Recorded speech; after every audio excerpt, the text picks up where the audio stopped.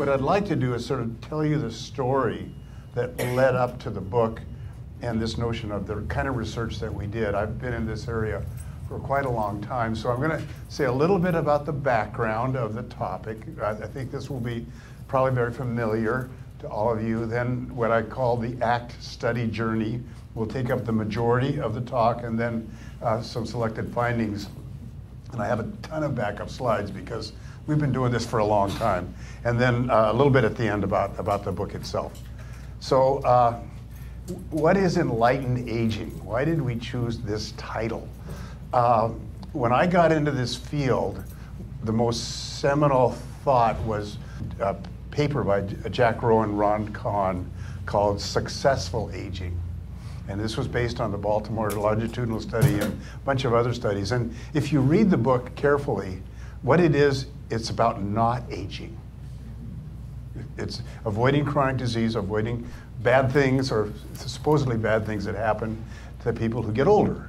And in fact, that is not what happens. If we're not aging, what are we? Yeah, very simple. You know, one of the basic facts of life. So I have been working in this area for a while and went off to try to figure out a different approach based on what we'd seen in our research. And it's the idea of knowledge of healthy aging and the foresight to use it. And especially geared to boomers. I was born in 1946. So how are we going to have this giant bulge go through our population and have a better go of it? And this is one of the main characters in the book, Evangeline Schuler. We talked about Van, you know about Van. So in 2006, I'd come to Group Health 3 or 4 years earlier, and we published a paper on exercise and the risk of Alzheimer's disease in the Annals of Internal Medicine. And it ended up being the paper that got as much public attention as anything ever published in the Annals. So the TV station said, we gotta film something, and can we find a subject to film? And I did not know this person because she had not graduated to needing a medical evaluation, but she'd been in the study for a number of years. She was 100 years old, and we called her. The staff said, wow, what Van, she'd be perfect. So we called her and asked her, would you be willing to be on TV and talk about your life and the study? And she said, yeah, and the producers wanted to do it like on Monday. And she said, no, it's got to be tomorrow. And so I said, well, why? Why tomorrow? Well, because I'm taking a trip. Oh, where are you going? I'm going to Buenos Aires for a tango festival. And she got on the bus. The TV people came down to the Center for Health Studies, and filmed her in her red tango dressing shoes, dancing. She's a short person, and just charmed the heck out of them. And her daughter told me after she died that on this trip, the male Argentinians in their attractive tango garb were much more interested in dancing with her mother than the mother's daughter, who was more their age. So it's a great story, and we'll come back. And so that's the research part of it. And then there's the just living. This is my mom and dad coming back around the time of the Korean War to Portland, and my sister and myself, and they taught us a lot. That generation, we call it the greatest generation because of what they did. I mean, they got us through the war. They took care of a lot of the problems we've had in civil rights and other debacles that were part of American culture. And they showed us how they could live. But none of them ever thought they would live to be as long as they lived. Both my parents died at 97. And in my research, I often ask people, did you ever expect to live this long? And almost everybody says no. And, or I say, how old were your parents when they died? And all of the subjects are older than their parents when they died. So there's a phenomena going on in our society that we can learn from. And some of the things that we've studied over the years are what's normal, how much variation is usual, how can you avoid decline, and so on and so forth. But at the bottom of the list there are how can we successfully adapt and remain independent as long as possible, which is what a lot of people see as their goal as they age. Why does it matter? The numbers, I think, are pretty familiar to all of you, but it's really staggering to think that the 90 and older population is going to jump 70% in a decade if the current trends continue. And you can see these numbers. Even more striking if you look at a population curve like this. Those of you who look at graphs carefully, we used to show this curve from birth to 100. Now it's starting at 35 to 100. So the rectangularization went from an earlier part of the so-called Coke bottle population curve to now all the growth is happening above the age of 65, and especially above the age of 80 and 90 as this population just burgeons. Here's an even easier way to see this. So in Sweden, there were 3 people in 1860 who lived to be 100. In 2008, there were 750, and they're expecting 50,000 of those born in 2007 to live to be 100. And every older subpopulation that you look at is the fastest growing, or growing faster than the subpopulation that's younger than that, if you look at these numbers. And this is the one that really, really floors me. And I want to point this out. This is James Lopel. Do people know his work? He's a demographer in Denmark and northern Germany now, but also in this country. I think he may have been in North Carolina or Duke earlier in his career. He calls these the 2 scourges of old age, Alzheimer's and sensory deprivations, and that, I think, is really the way it is. But here's what he's written in Nature. Of all the babies born in 2000, if current trends continue, half will live to see the next century. So I don't know that these trends will continue, because trends are just that. You know, what happened previously isn't necessarily what's going to happen next, but just think about that. Because, among other things, these are the scourges of old age. So the numbers from some of our research in Seattle about rates of dementia, these are general rates, and you go down to 95 and older, and it's somewhere around 2/3 to 3/4 in population studies of people are demented. So you think about half the people born in 2000 or 2007 or whenever it is living to be 100, we've got some work to do, I think, and especially it's a good area for people to be involved in research. This is a study we did, which I'll come back to a little bit. This is the Kami Project study of Japanese Americans in King County, showing the rates, and you can see these are prevalence rates. You can see that they start to spike up in the late 70s, and this is why it's so important to study older people, not younger people with this disease, because this condition is a condition of aging, not of 50-some. It's a rare condition in young people. And this is our incidence study from the ACT study, and you can see ours are the open circles, which you can't see them very well, but look at the scale on the y-axis. It's a log scale. These are incidence rates, and we can't use regular scale. We have to use log scales to capture the increase that occurs over time. So I started in this area. I had trained in internal medicine, and in 1977 to 78, I was the chief resident at University Hospital, and I thought I knew everything. You know, I'd been managing all the residents and all the care on the internal medicine service and having a noon conference every week, and gosh, I was smart. And this colleague of mine is another clinical scholar, Burton Reisler, said, I need an internist to help me start the first ever outpatient clinic for evaluation of people and their family members dealing with suspected dementia. And so we started this, and this picture is looking at the South Campus of the university, which is where we started our work. And what I found there was I really didn't know anything about what we were dealing with. And why didn't I know anything? because all the research was done on highly specialized populations of younger people with dementia. There was a paper in the Annals of Internal Medicine, the dementia in the elderly, the silent epidemic. And the 4 studies they cited in one of the table did not have anybody over the age of 60. Dementia in the elderly, the silent epidemic, very silent in that case. So we started seeing these people, and I began to realize, since I didn't know, probably a lot of other people didn't know either.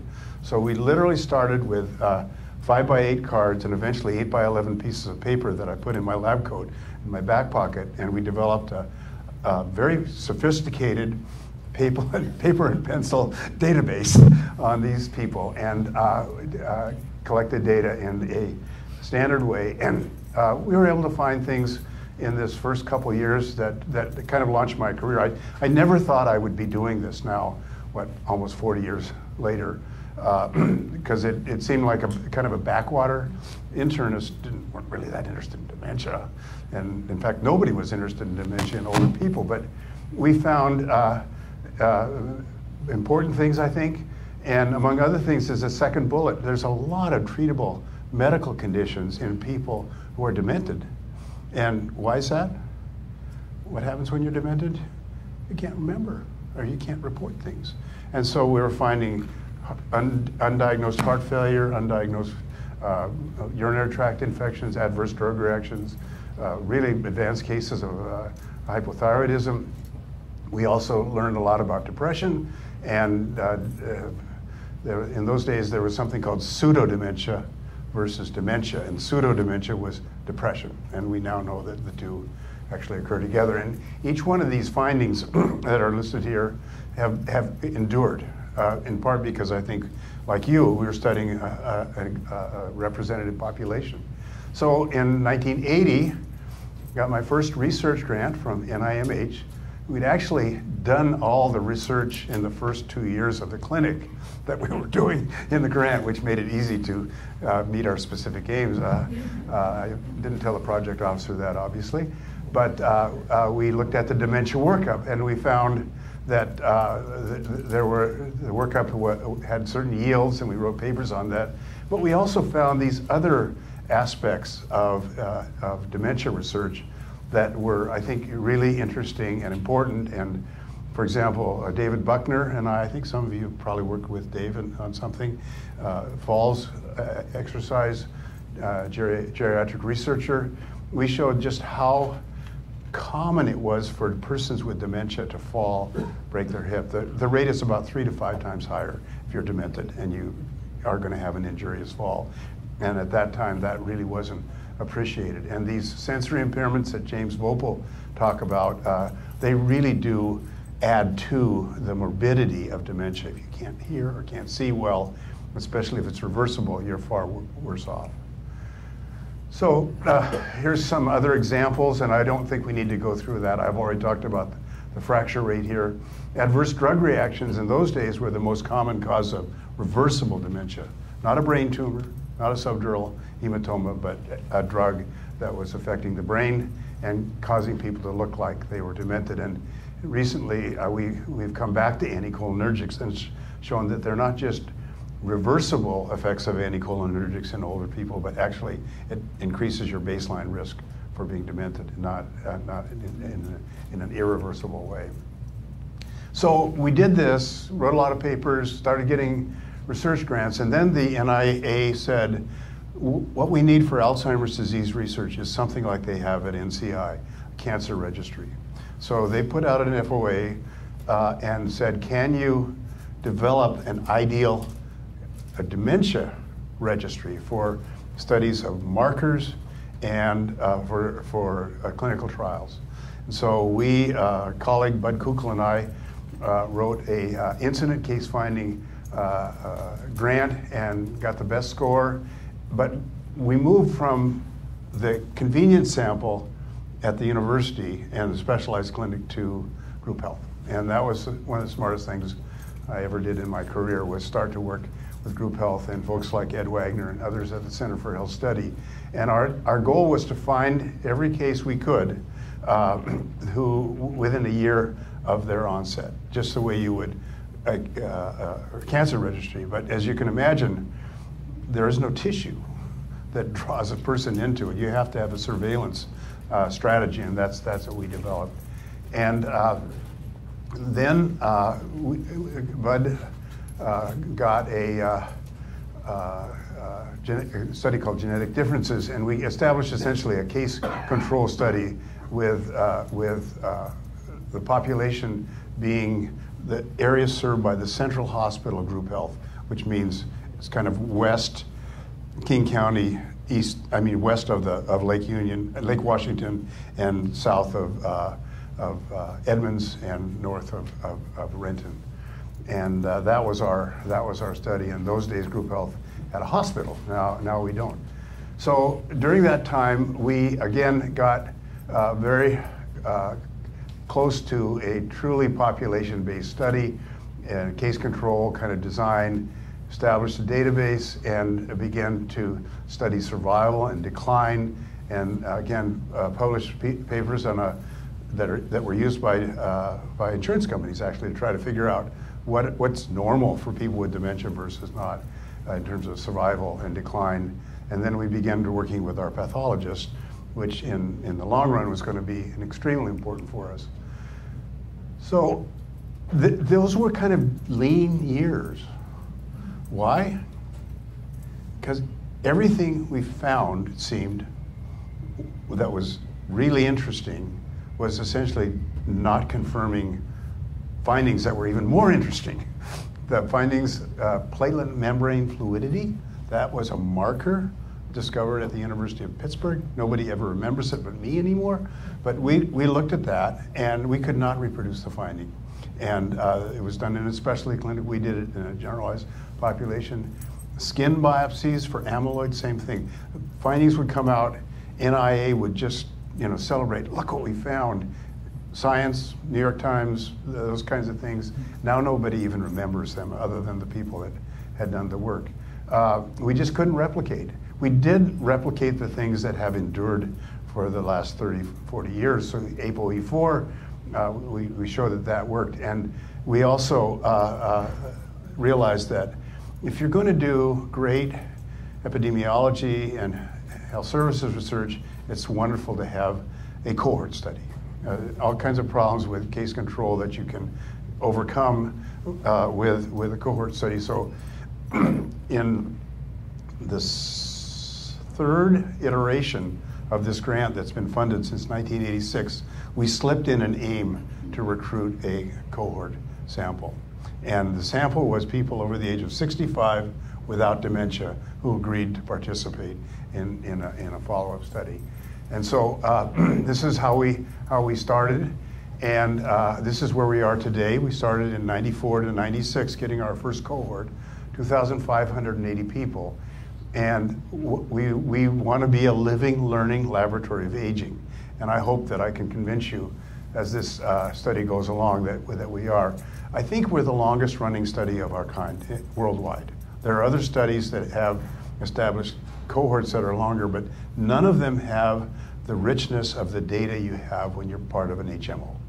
And you know that the median number of years that people have been in group health before they come into our study is over 30.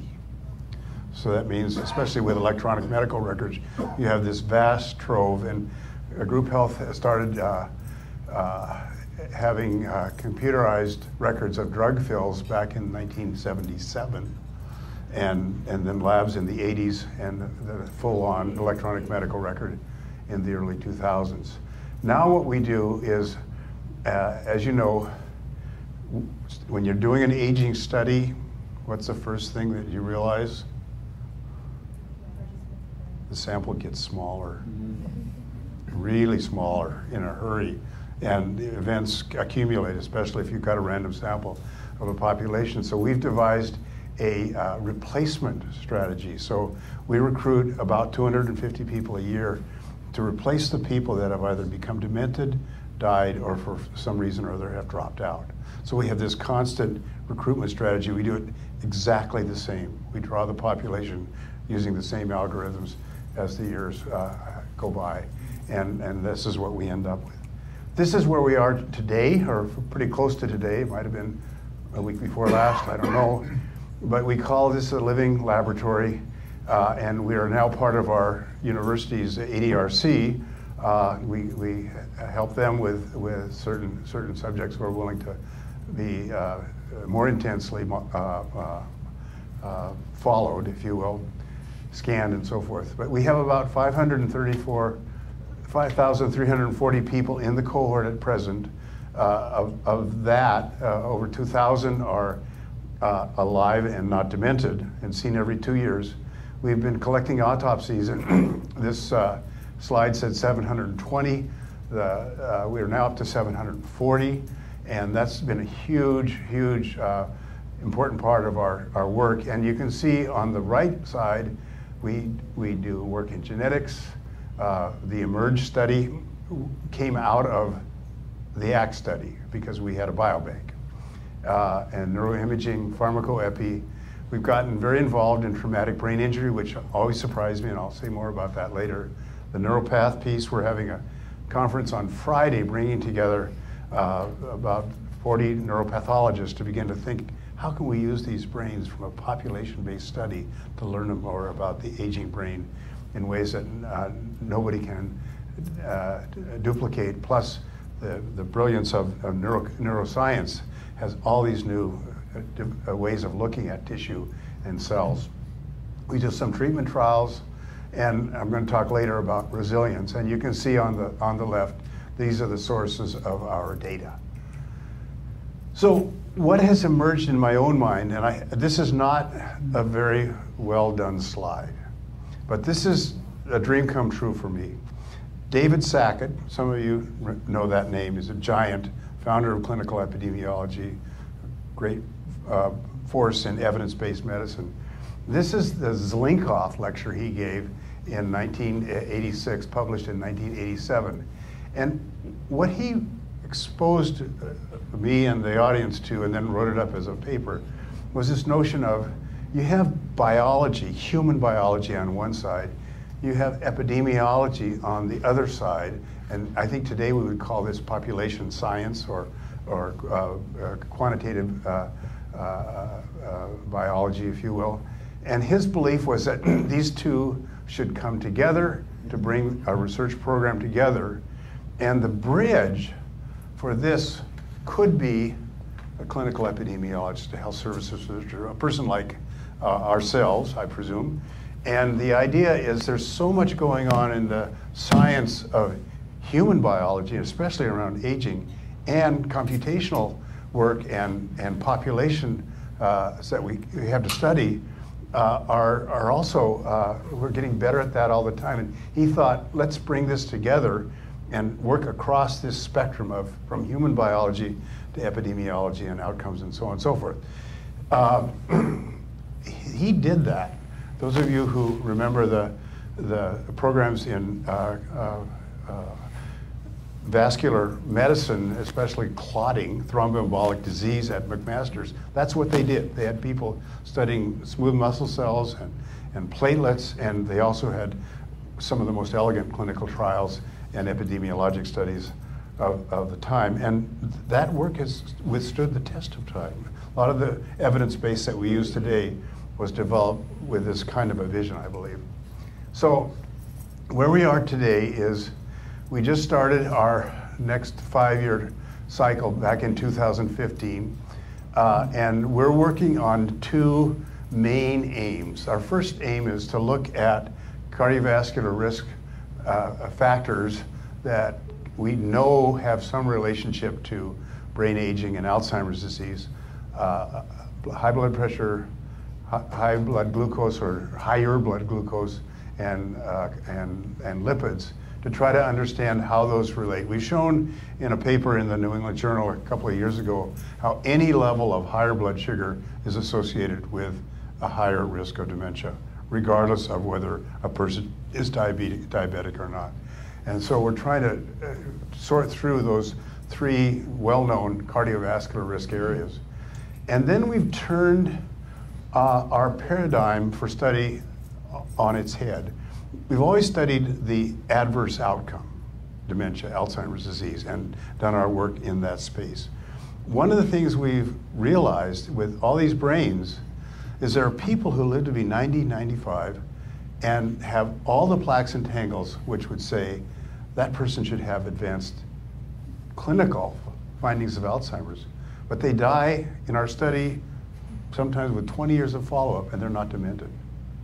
So what is it about those people that causes them to be more likely, or in fact, resilient to these effects? Is it physical activity versus sedentary behavior? We're looking at that with accelerometers and inclinometers. Is it genetics? We're dealing deeper and deeper with the Allen Brain Institute and some of the genetic areas and other risk factors. And then, of course, we've always had aim 3, which is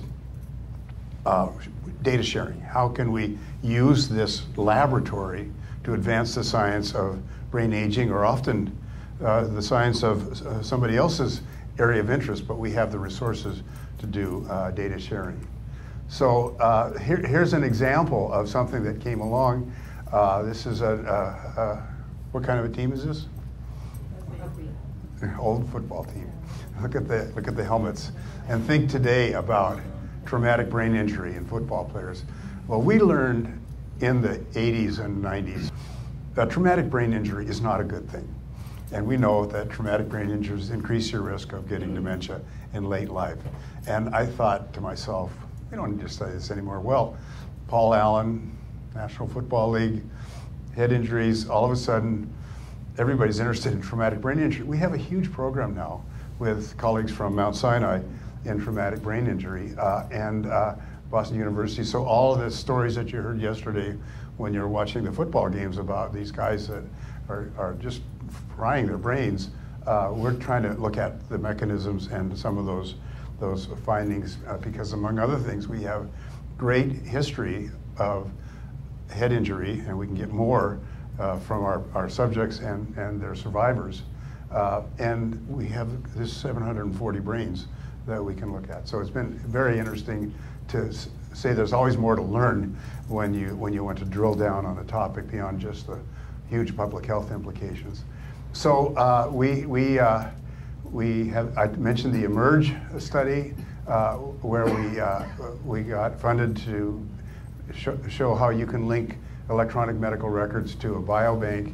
And we do a lot of work in genetics now through the Alzheimer's Disease Genetics Consortium and the AD sequencing project and some international studies. And I don't know that I have a slide for it, but we finally got collaboration with the Allen Brain Institute, where they're doing some of the most, I think, deep genomic, proteomic, and metabolomic work. And we started doing that work around head injury, but now we've just put out a big paper in a electronic biology journal looking at these deep genetics.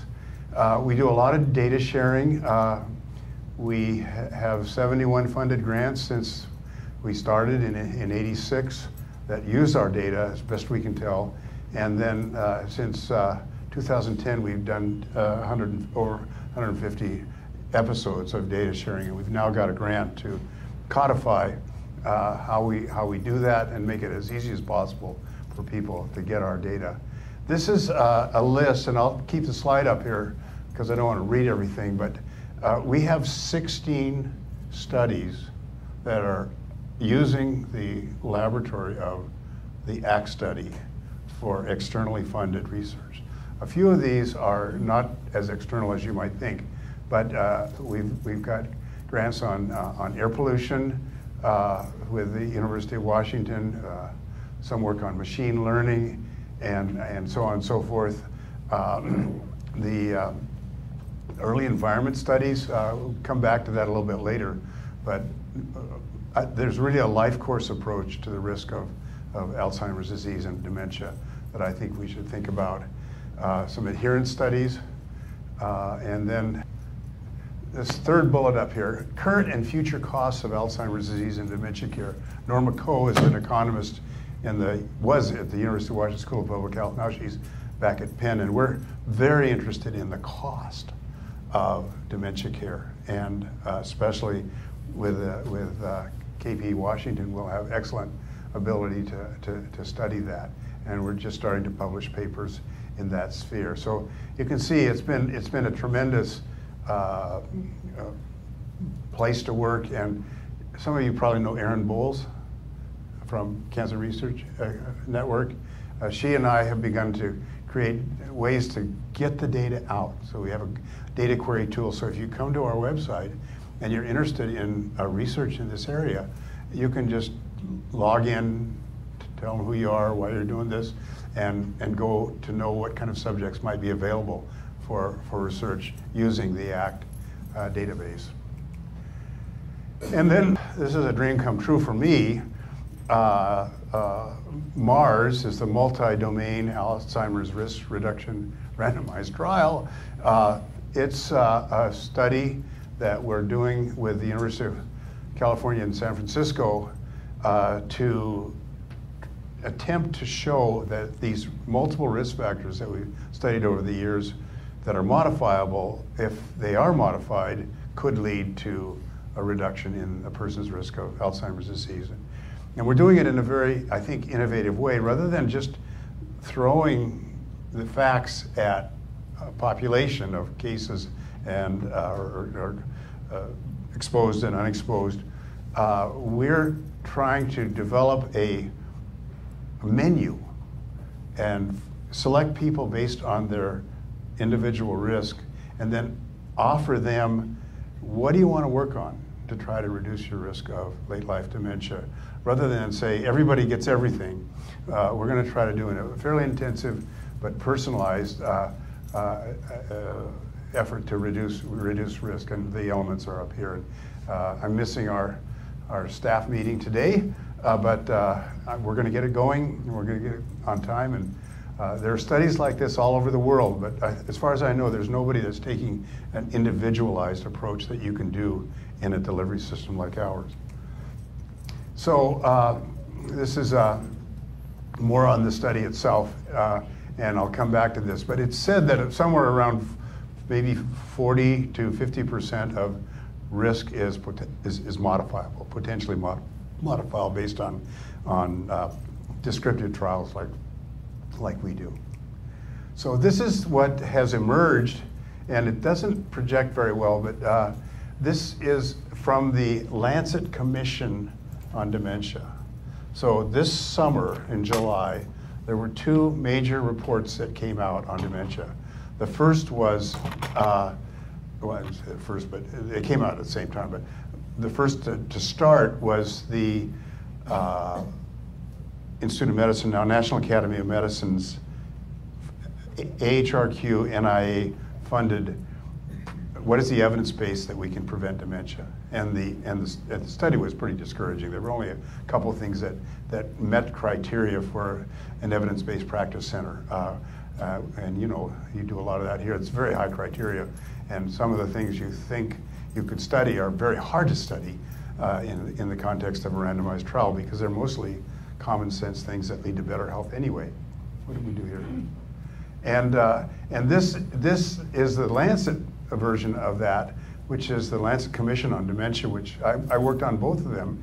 And what we came up with, which I think is very important, is that there's a series of risk factors that accumulate over the life course, starting from the birth, socioeconomic well-being, and factors of the environment when a baby is still in gestation and early life, which you can make an estimate of how much that contributes to dementia. And if you follow these lines down here, you'll see early life, midlife, and then of course late life. And the commission concluded, and you know, the numbers, I wouldn't take them to the bank, but about 35% of this risk is potentially modifiable, and it happens across the life course. And again, you can kind of relate this back to some of the things we wrote about in the book.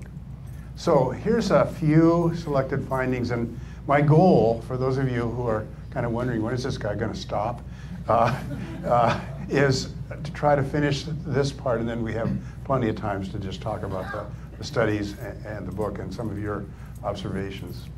So these are some of our selected findings. This is pre-ACT, this list of things about depression in caregivers and how these disturbing behaviors are the kind of things that make life miserable for families. And over time, the second name here, Linda Terry, and I and others have developed something called the Seattle Protocols, which are designed to help people figure out how to deal with difficult behaviors. And one of our papers in JAMA quite a long time ago showed that just teaching caregiver dyads about daily walking and some of the ways not to accelerate behavioral problems can make a huge difference and in physical well-being at the end of a couple years, and also it reduced the rates at which people were admitted to nursing homes for behavior problems. And that's this second trial in 2003 and the Seattle Protocols. Falls and footwear. I mentioned early on that one of the things we discovered before ADPR and ACT was that falls are devastating, and there were contributing factors. And then a few years ago, some of you probably know Tom Kepsel, I'm sure, from our place. We got a grant to study the question of, are you more likely to trip or slip as a cause of a fall? And there was an RFA, and Tom and another epidemiologist in public health said, can we use your study to study this? So we had people with these little 3x5 cards, and we asked them every month to tell us if they fell or not, and then we asked them to call us if they ever fell. And we would send somebody out to measure the coefficient of friction on the bottom of the shoe or on the surface that they fell on. And one of the persons was still skiing, and up in Snoqualmie Pass, he would call us when he fell. and that was kind of fun for a while, and then we said, wait a minute, there's too much staff time driving to Snoqualmie and measure what is going to be the same no matter what in terms of the spectrum of where that was. But it turns out that being barefoot or walking around in stocking feet is the highest risk for falling. It's higher than even wearing high-heeled shoes.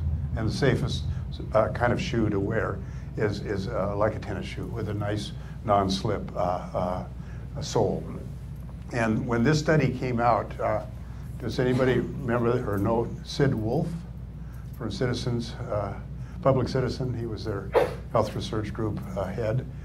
He wrote to Tommy Thompson when this paper came out, who was then the Secretary of Health, I believe, and said, you should put this in every Social Security check, this finding, and think of all the hip fractures you might save if people change their behavior.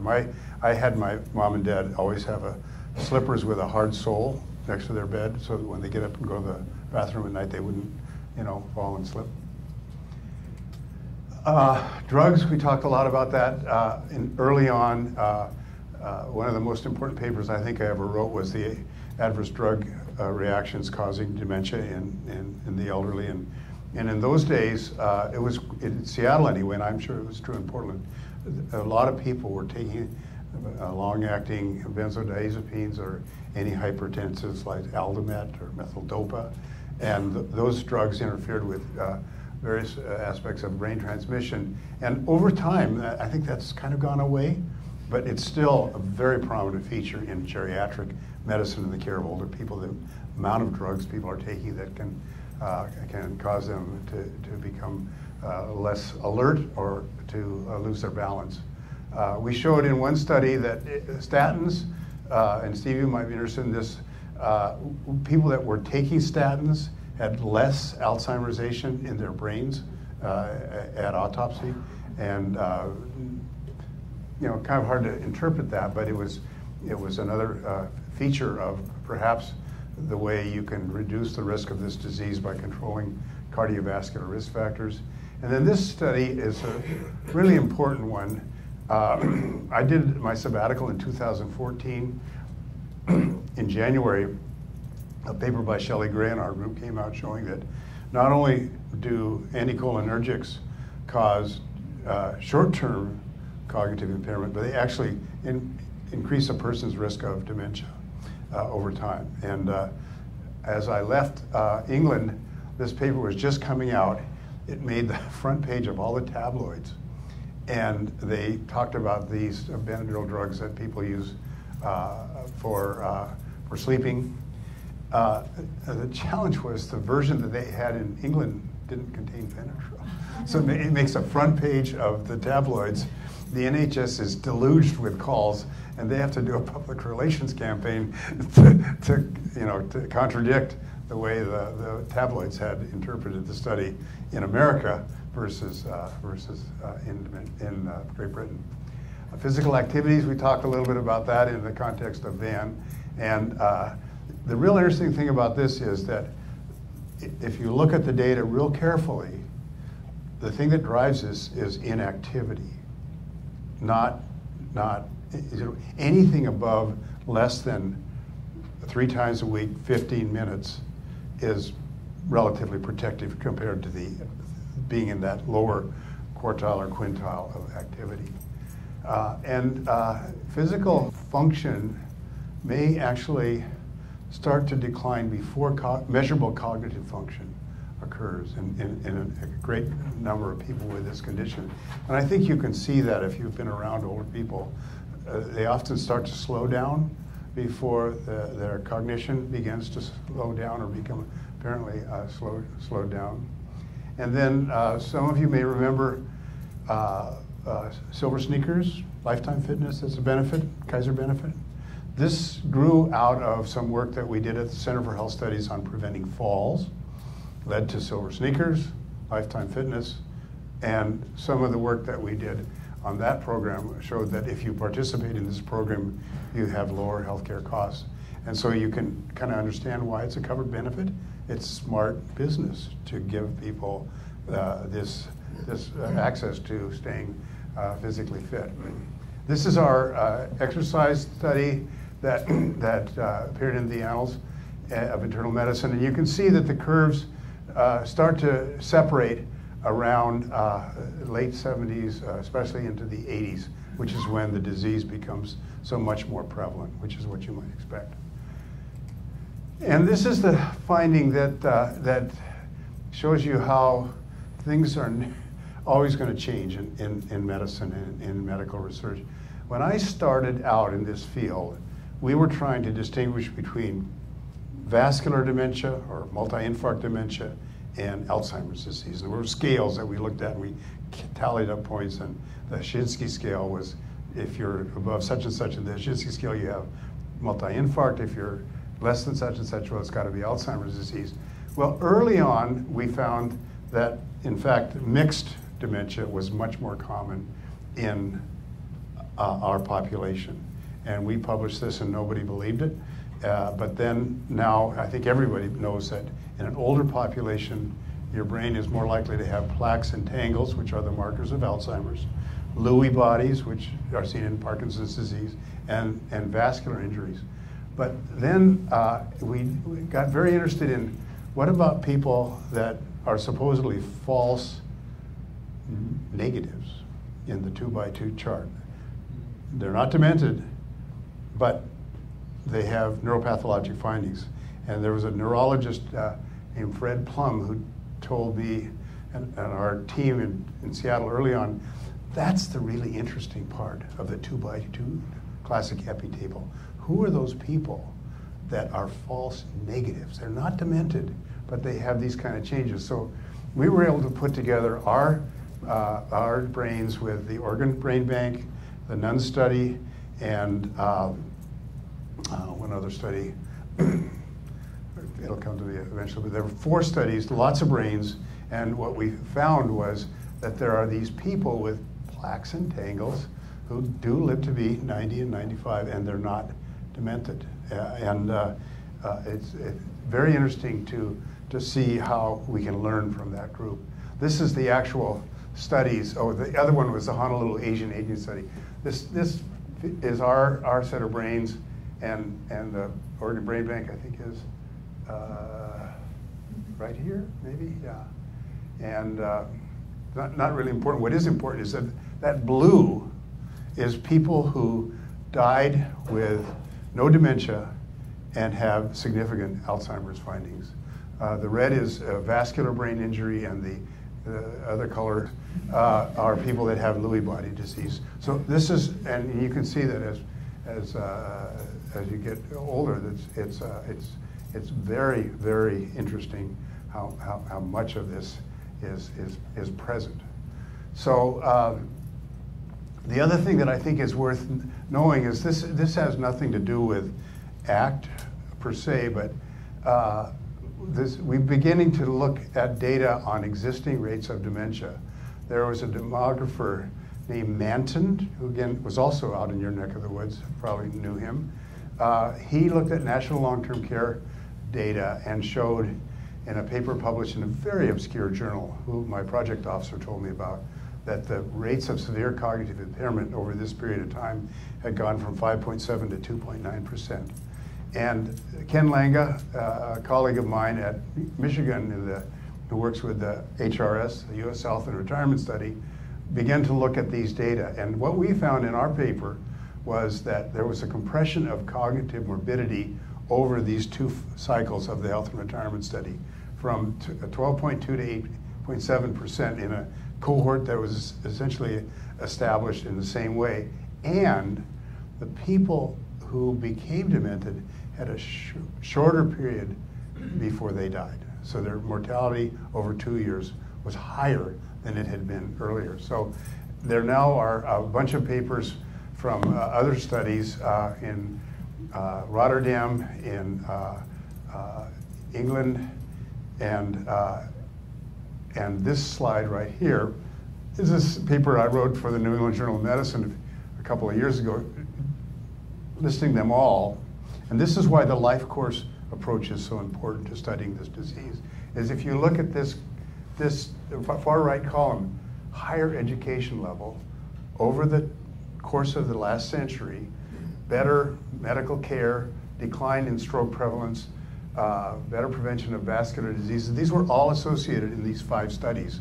And there's since been a paper by Martin Prince, a very prominent researcher in England, where he's taken all these studies from all over the world. And what he's shown is rates have come down in countries like these, where social well-being and progress and prosperity, I guess you'd call it, has reigned. The rates are going down little by little. They were going down enough in England. This is the study by Matthews here, that the NHS had to revise their expense estimates for dementia. They had to go back to the drawing board based on Fiona Matthews and Carol Brain's work there. But worldwide, you can see these rates come down, but they also go up. They're going up in China and going up in other countries which are industrializing and not paying attention to cardiovascular risks, especially smoking.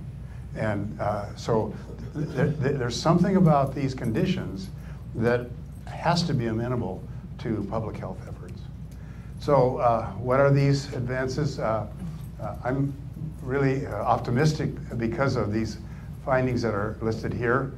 They were pulled out of the table, but there are also other features that could reverse these trends. And in this case, I cite the obesity epidemic, but you could also cite at the international level some of the things that are undesirable that are happening. So now the book. What leads to well-being in aging? And one of the concepts in the book is this notion of resilience. And if you look up resilience, there's all kinds of definitions, but the most important one, I think, is it's the ability to bend but not break when something adverse happens. And this is the key, I think, to one of the concepts that drives enlightened aging. We call this the path to resilience, which is proactivity, meaning you approach aging with an activist, not attitude, but also a set of actions. you realize that you have to accept certain things about age. You can't deny the changes that occur with aging, but you can accept them and begin to be mindful about them and not be discouraged, but accept them with equanimity and activism. And then build reservoirs. And the 3 reservoirs we talk about are mental, physical, and social. And I'll just say a few words about this approach. So the one thing about aging that we always think it's a downward spiral. That's just not the case. It's a period of changes. Yes, some things are downward spiral, but the key feature of aging that I learned when I first started getting interested in geriatrics is the range of normal. The variability is far greater as we age. And I got this realization when I was on my sabbatical riding by a junior high school in Cambridge and looking at the difference in maturity, size, shape, activity in that stage of development. That's what aging is like. If you look around at older people, you'll see compared to, say, 20 to 65, there's just a lot more variability, and that variability is a key to understanding things. And so it's not just a downward spiral, and we talk here about the risk factors, which I mentioned earlier. And then acceptance. We did some work with Elizabeth Phelan, a gerontologist at UW, looking at our ACT subjects and CAME subjects and asked, what does successful aging mean to you? And we had a scale that people could respond to. And we were sure that the Japanese American population would be different from the Caucasian population in group health. They were exactly the same. You couldn't distinguish any differences between the two populations, even though one is supposedly revering aging more than the other. But the lowest feature was longevity. Most people didn't put longevity as their definition of what would successful aging mean. But these are the others that are there.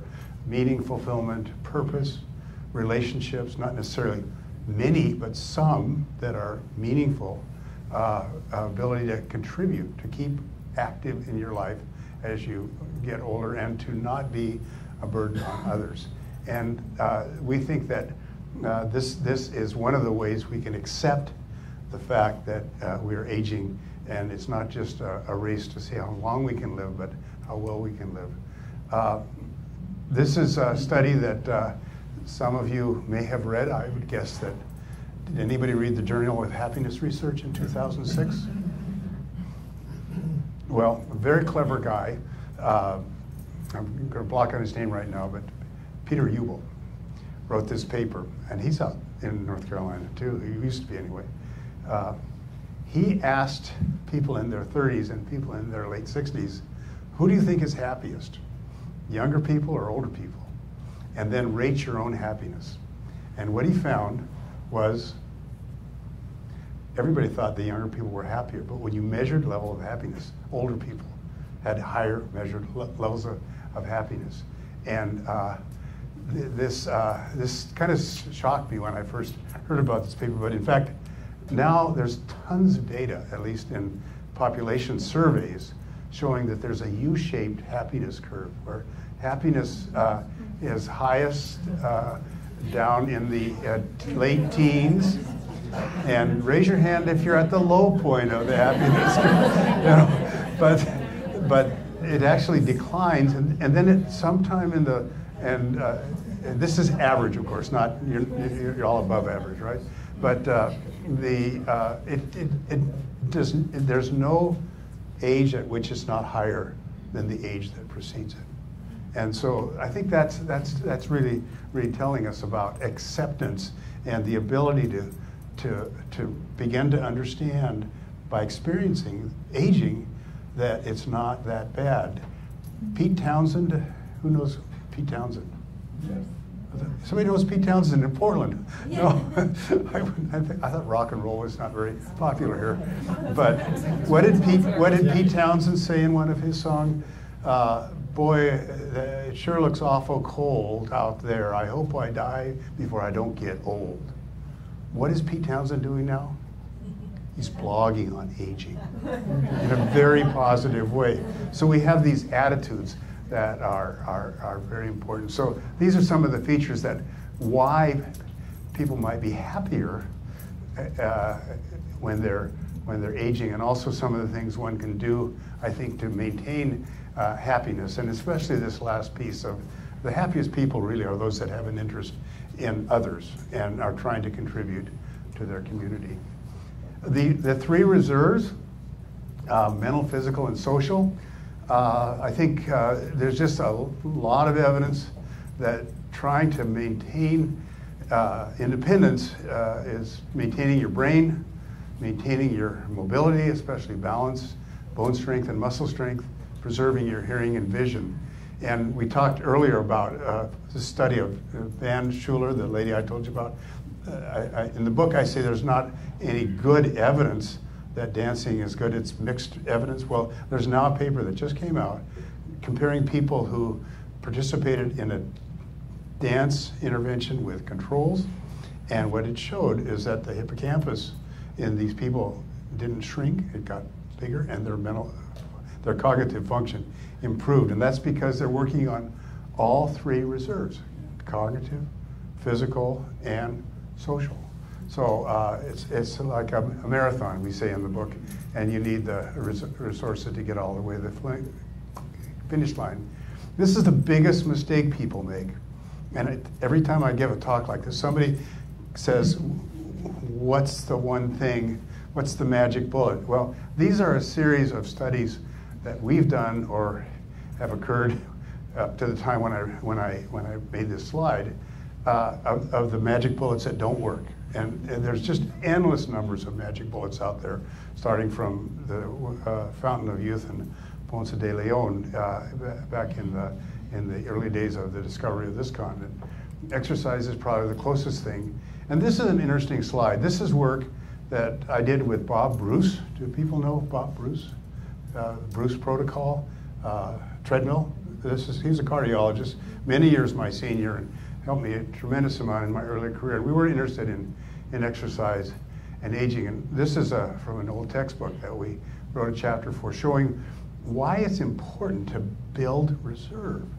Because as you compare active to sedentary people, and these are data pulled from the literature that we published, you can see how as you get further down these curves in life, your delta between functional reserve and active versus sedentary is far greater. And one of the things that is the biggest setback for people when they get a pneumonia or they fall and hurt themselves is they have so little functional reserve. This minimum is, this is the amount of V.O2 max you need to breathe and eat and excrete. And you fall below that and you either die or you don't recover. So you want to build this functional reserve to recover from the illnesses that are eventually going to happen. Here's a study that is not ours, but it shows how exercise affects the brain. This is a group back in University of Illinois that has done a lot of work on exercise in the brain. And this study showed that you can exercise people and see that not only do they improve cognitively, but the change over time in the hippocampus is such that these people's hippocampus actually, their volume increased when they exercised, and this brain-derived neurotropic factor was higher to go along with that. And there's been some work now that has confirmed this several times. The other thing that I think is going to be really important is to realize that some aspects of our social policy could affect how we age. There's a book called The Long Baby Boom that showed that if you can keep working, if we had social policies that didn't penalize people to stop working because of the way Social Security or taxes are involved, we could create a very nice workforce. Most people want to quit working because of the drudgery. Well, why do we need to make work so much drudgery? Why not give people some flexibility and when they can work? In my book, my former father-in-law started a volunteer program for retired doctors. And what they do is they came together and started essentially a free clinic, and that clinic turned into a clinic that now bears his name. But it was a high point in his career. He was a urologist. We learned general practice essentially to do this. And I can't tell you how important it is for our society to work on the importance of high quality early education and some of these other aspects. All of these contribute to either the obverse of successful aging or actual successful aging when we address these at the societal level. So I'd like to conclude with a quote here. This is Simone de Beauvoir. Only one solution if old age is not to be an absurd parody of our former life, and that is to go on pursuing ends that give our existence meaning, devotion to individuals, to groups, to causes, societal, political, or intellectual. And with that, I can close my presentation. I think we have plenty of time for opinions and questions, and I also have more slides, but I'm not going to show them.